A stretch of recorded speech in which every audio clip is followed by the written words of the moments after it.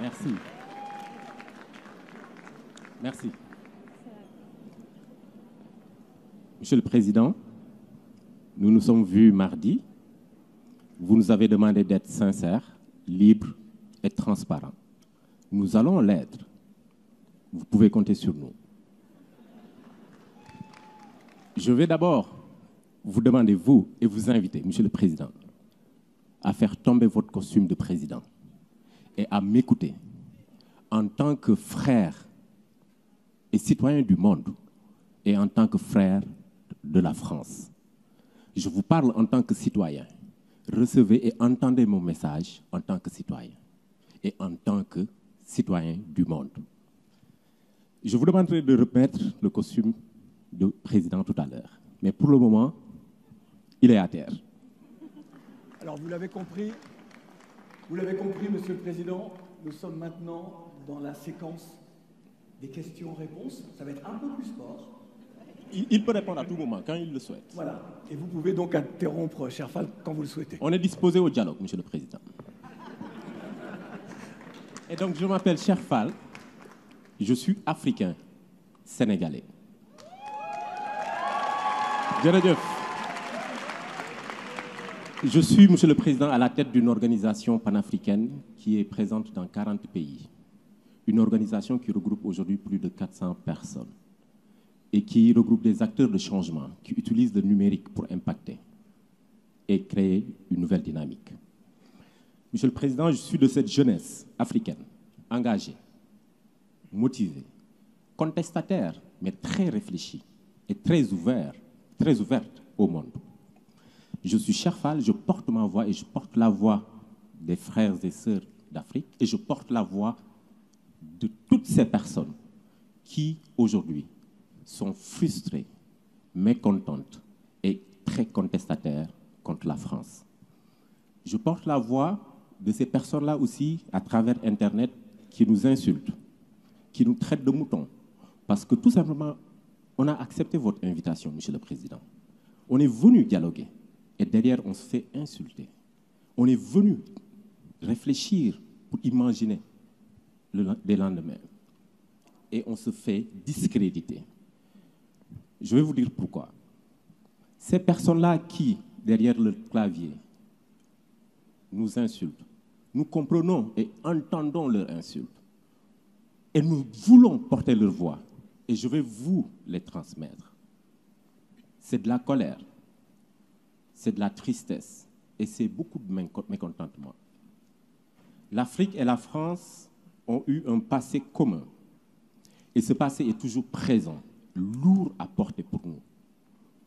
Nos grands-parents nous ont raconté l'histoire de la colonisation. Elle est d'hier, elle n'est pas encore ensevelie. Nos parents nous ont raconté la France-Afrique et ce qu'a été cette France-Afrique. Mais Monsieur le Président, nous, mes sœurs et frères africains, sommes en train de vivre, de subir et de supporter cette relation France-Afrique. C'est cela que j'ai envie de vous transmettre et de vous dire. Nous sommes ici pour discuter, dialoguer, réfléchir sur les futurs souhaitables. Il ne serait pas possible de le réaliser, ce futur, tant que le passé n'a pas été pensé. Pensé, P-A-L. Pensé, reconnu. Il serait une chimère que de vouloir un futur avec les plaies du passé. Monsieur le Président, ce passé est lourd et continue à peser sur nous. Je vais vous inviter maintenant. Vous pouvez remettre votre costume de président. Je vous invite ici et maintenant à un rendez-vous historique. Je vous invite à prendre ici et maintenant des engagements forts, des décisions fortes pour reconnaître et accepter de demander pardon au continent africain. Vous sentez beaucoup d'émotion dans ce que je suis en train de dire. Effectivement, je suis très ému et je sais que je ne suis pas le seul à être ému. Mais j'ai envie de vous inviter à ressentir un peu de cette émotion.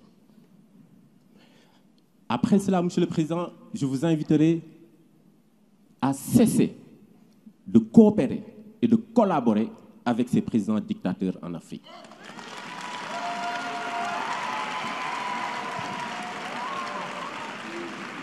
Monsieur le Président, toujours avec votre costume de président, je vous demanderai et vous inviterai à arrêter cette pseudo-coopération paternaliste.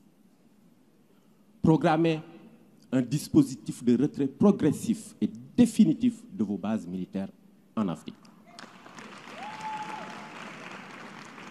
Ensuite, Monsieur le Président, je vous invite, ensemble, mettons un mécanisme de collaboration franche afin de renforcer les acquis démocratiques dans notre pays. Nous vous avons proposé un fonds par le biais de Achille. Mais il ne faudrait pas que ce fonds soit uniquement financé et porté par la France.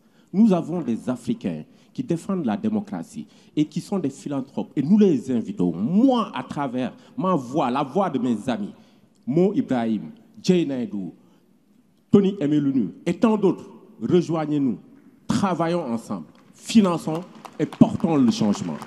Et pour finir, Monsieur le Président, mettez en œuvre vos engagements d'Abidjan à propos du franc CFA.